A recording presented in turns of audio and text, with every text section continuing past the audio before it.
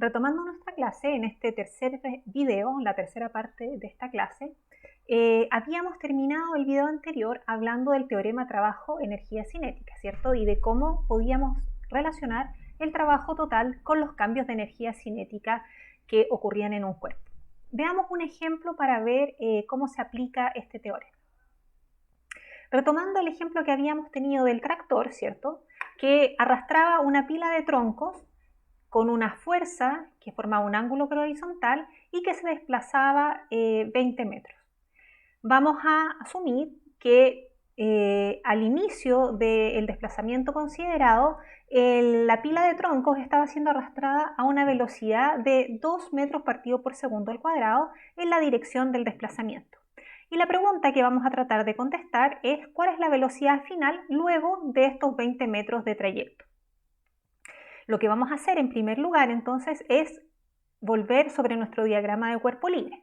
Y recordemos que estaba compuesto por el peso de la pila de troncos, que eran 14.700 newtons, la normal en dirección vertical hacia arriba, ¿cierto? Perpendicular al suelo, la fuerza de roce que apunta hacia la izquierda en el eje X de un valor de 3.500 newtons y la fuerza que ejerce el tractor de 5.000 newtons formando un ángulo de 37 grados con la horizontal. A continuación, vamos a recordar que habíamos calculado nosotros por trabajo igual a fuerza por desplazamiento, el trabajo total, sumando el trabajo que hacía el peso, la normal, que eran igual a 0, puesto que eran perpendiculares al desplazamiento, y finalmente entonces el trabajo total había sido la suma del trabajo hecho por la fuerza del tractor menos el trabajo hecho por el roce. Y habíamos llegado, ¿cierto?, a un valor de trabajo total igual a 10.000 joules. Tomando este dato, nosotros podemos usar el teorema de trabajo-energía cinética de la siguiente manera. Tenemos la velocidad inicial con que se está moviendo esta pila de troncos, que era 2 metros partido por segundo. Por lo tanto, podemos calcular la energía cinética inicial. De esta manera, K1 vendría a ser un medio por m velocidad 1 al cuadrado. O sea, un medio por 1470, que es la masa, por 2 al cuadrado. Eso implica que la energía cinética inicial va a ser igual a 2.940 joules. La energía cinética al final del movimiento, ¿cierto?, va a estar definida por un medio por m por la velocidad 2 al cuadrado, o sea, un medio por 1470, por la velocidad 2 al cuadrado, que es el valor que me piden y que desconozco. ¿Qué es lo que hago a continuación? A continuación, planteo el teorema trabajo-energía cinética que me indica que el trabajo total que ejercieron las fuerzas sobre la pila de troncos durante ese desplazamiento de 20 metros va a ser igual a la diferencia de energías cinéticas entre el inicio y el final del movimiento. Por lo tanto, vamos a tener que la energía cinética al final va a ser igual a la energía cinética inicial más el trabajo total realizado por todas las fuerzas en ese movimiento. Si recordamos los números, esto significa que la energía cinética final será 2.940, que correspondía a la energía cinética 1, ¿cierto? Más 10.000, que era el trabajo total. Lo que da un total de 12.940 joules para la energía cinética al final del desplazamiento, al final de los 20 metros de recorrido.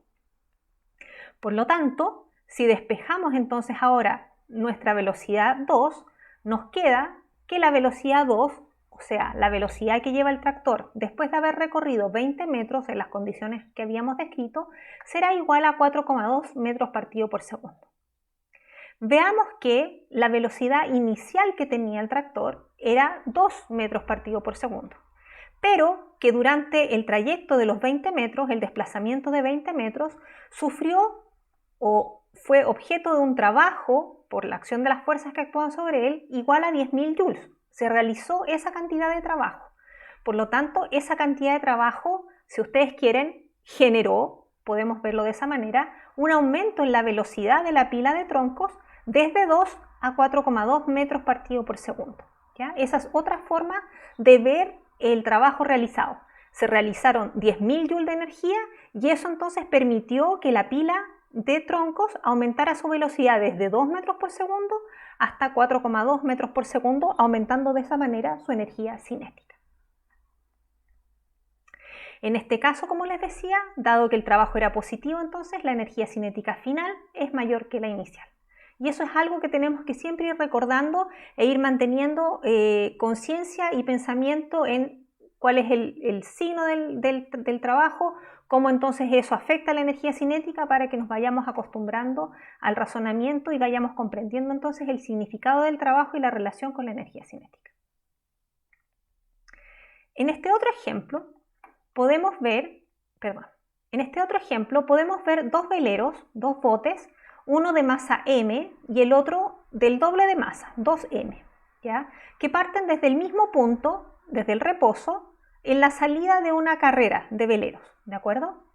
Como son veleros, van a estar impulsados por la fuerza que el viento empuja a sus velas, y en el caso de estos dos barcos, dado que las velas son iguales, la fuerza con que el viento empuja a los barcos es la misma.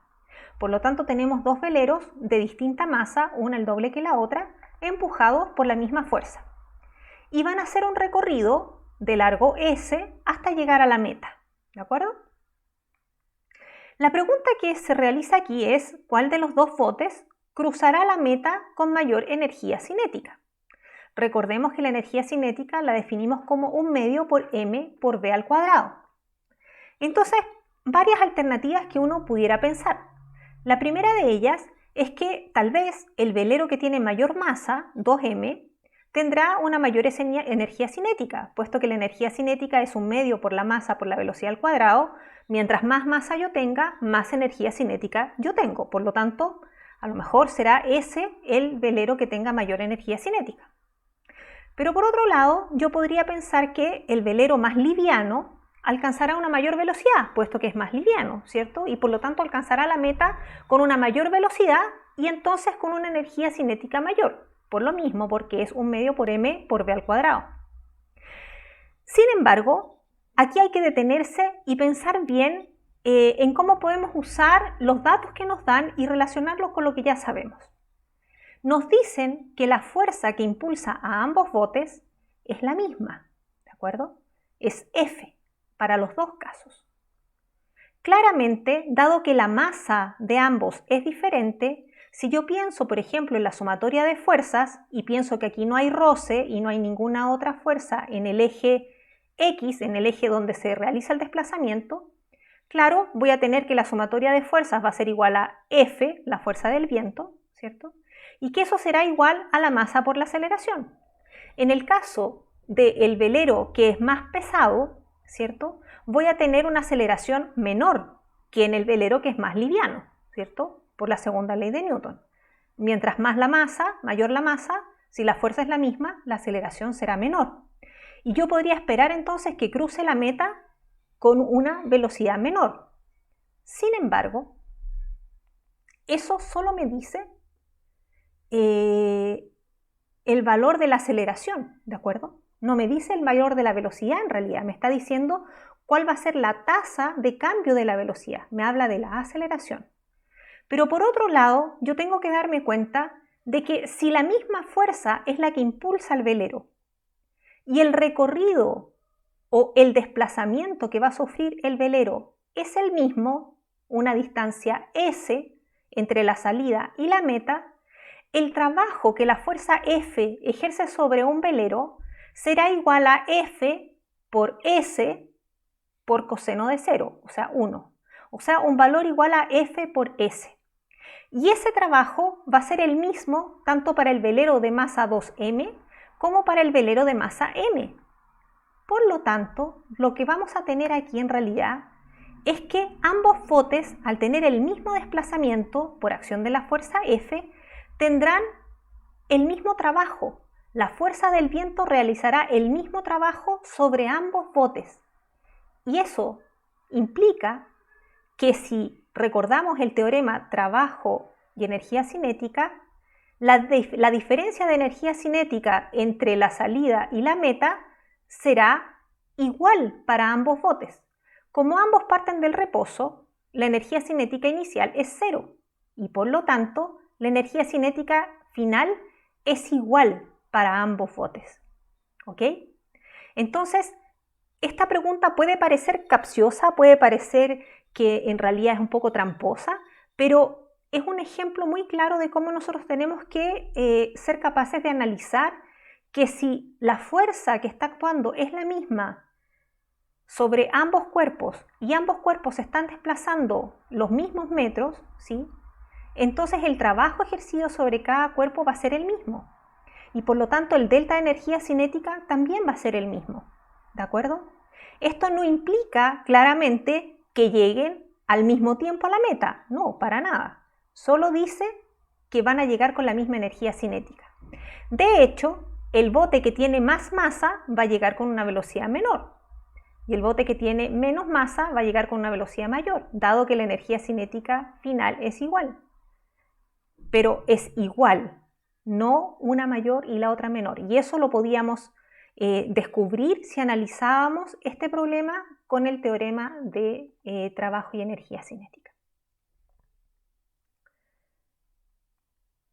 Veamos un ejemplo que también es clásico de una mujer que levanta un peso.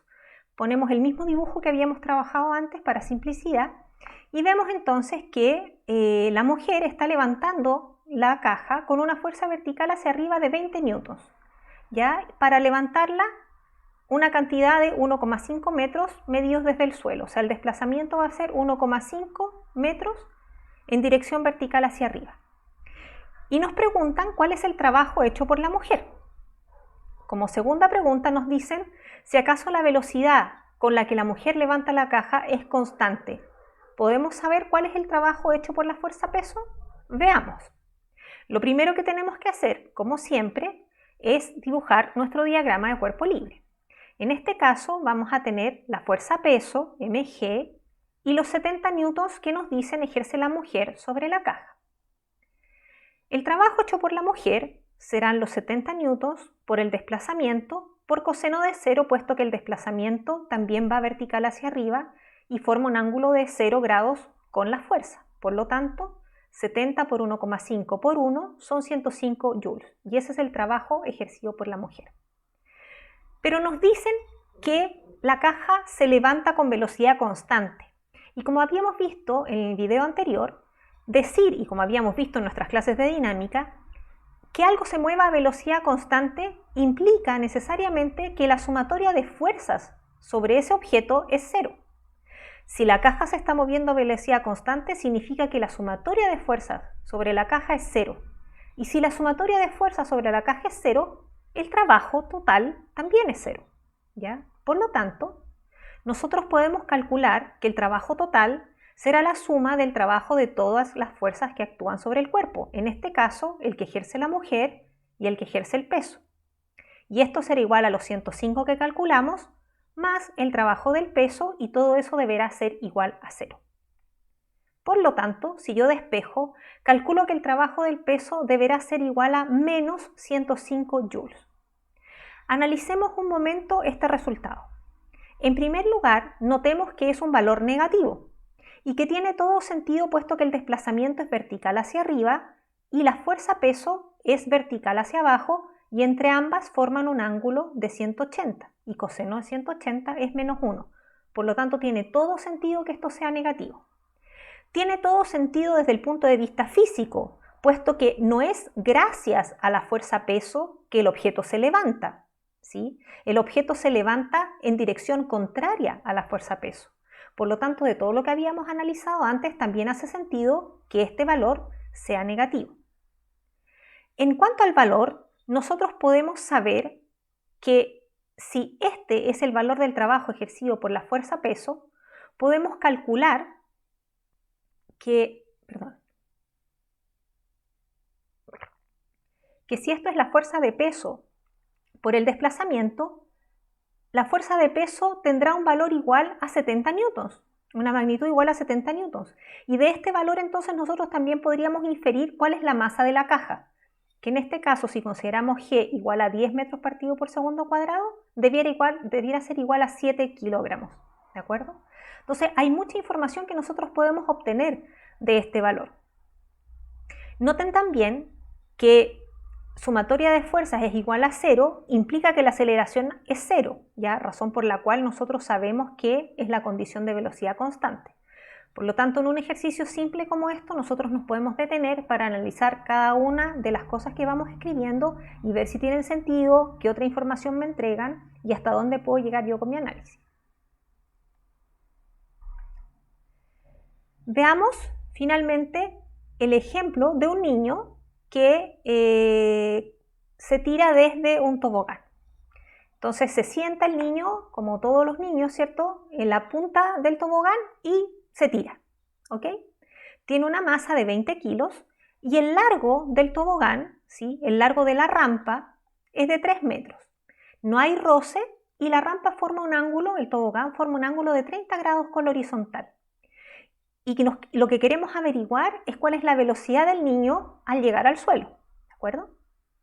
Entonces, como siempre, lo primero que vamos a hacer es un diagrama de cuerpo libre.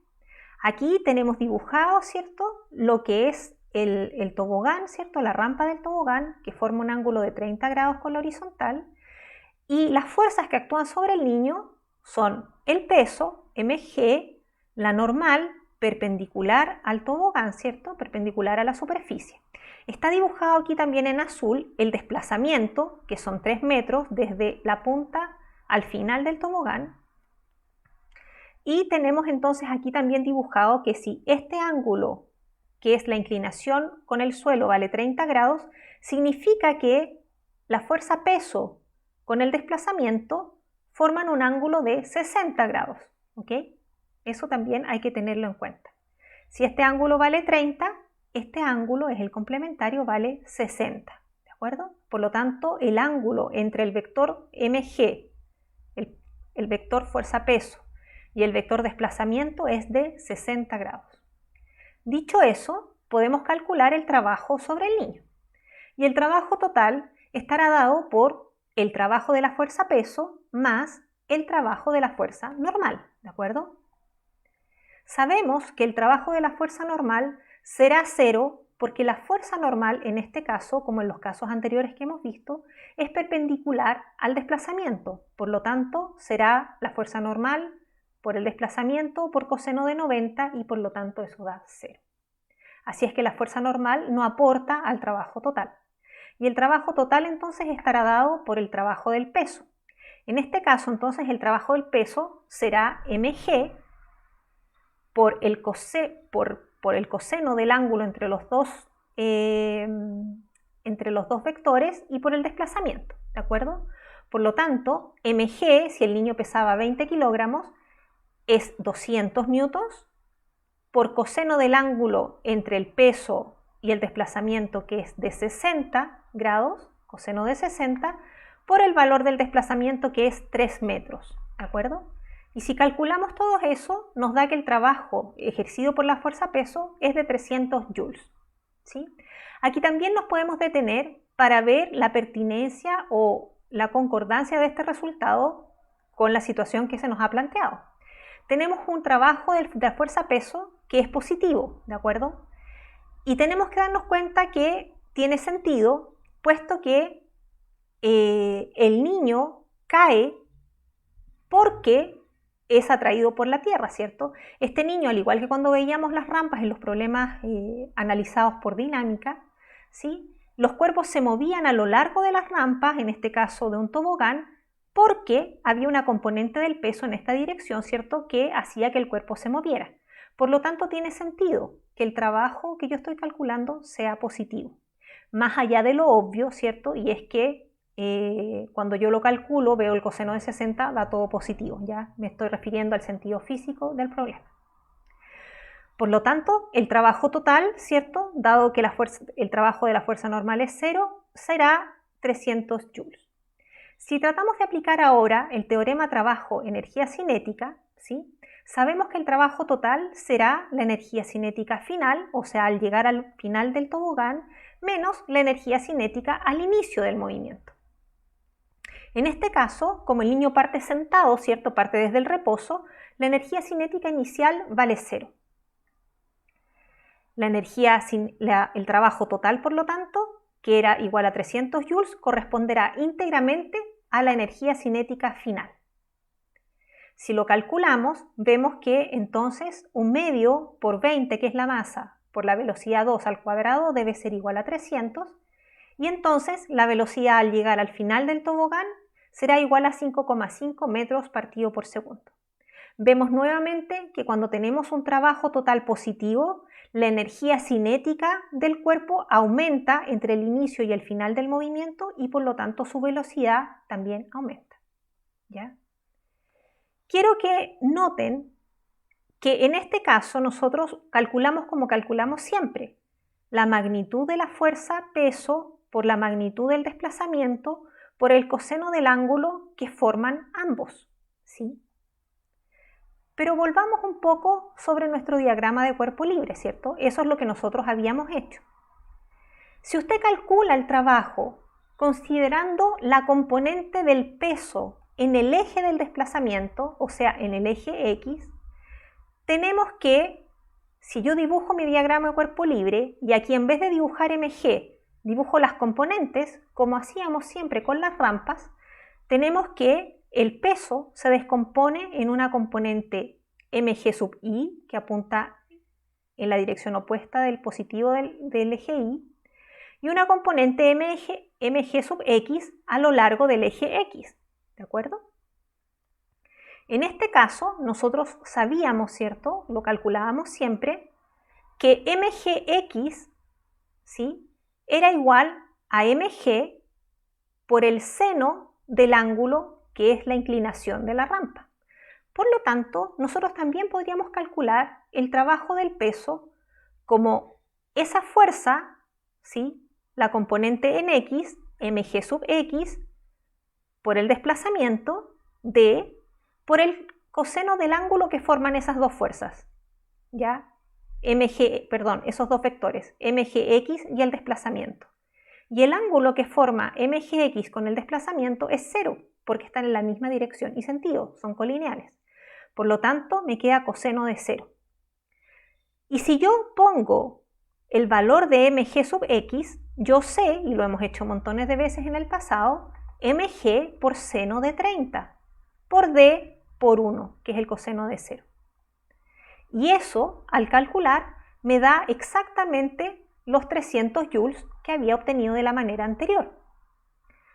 Por lo tanto, podemos ver aquí que yo podría calcular el trabajo también considerando la componente de la fuerza-peso que va en el eje del desplazamiento, porque finalmente será esa componente del peso la que realice trabajo para este desplazamiento que va en esta dirección. Esta otra componente, mgi, va a ser perpendicular al desplazamiento, por lo tanto no va a participar de este movimiento tal como lo habíamos visto anteriormente. Entonces, una vez más, nos damos cuenta, ¿cierto?, de que cuando tengo una fuerza que forma un ángulo con el desplazamiento, finalmente será la componente de la fuerza en esa dirección la que va a realizar el trabajo que nosotros vamos a calcular, ¿ya? Esto es como un corolario para que ustedes vean en el fondo que lo que habíamos hecho anteriormente en dinámica está muy ligado a lo que estamos viendo ahora con esta clase de trabajo y energía. Esta clase la vamos a terminar aquí y en un próximo video vamos a hablar de otros tipos de energía y cómo se relacionan con el trabajo. Pero quiero que conserven que una de las cosas más importantes que hemos visto hoy es la definición de trabajo, saber cuáles fuerzas realizan trabajo, cuáles no, y la relación íntima que hay entre el trabajo total realizado sobre un cuerpo y los cambios de energía cinética sobre el mismo. Nos vemos en la próxima entrega de estos videos. Que estén muy bien, cuídense mucho.